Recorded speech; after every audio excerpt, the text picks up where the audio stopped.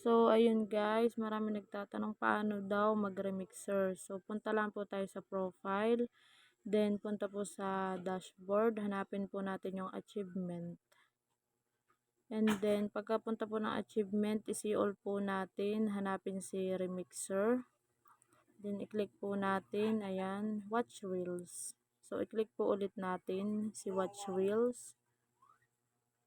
And then, ayan na po. Mamimili po kayo din kung ano pong gusto ninyo. Halimbawa po yun na nagustuhan nyo. Ayan.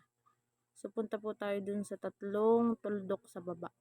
And then, hanapin po natin yung remake this reel. Ayan. So, allow access lang po ang ating pipindutin. Tapos, pagkapindot po nyan, only this time. So, ayan. Pwede din po tayo mag-filter. Ayan. So, after po nyan, kung tayo po naka-filter, pindutin lang po natin yung pinindot po nating filter para po mag-play siya. So, ayan na po. So, nagre-remixer na po siya. May content ka na po. So, after po dyan, next lang. Tapos, pwede din po kayo mag-edit ng inyong caption.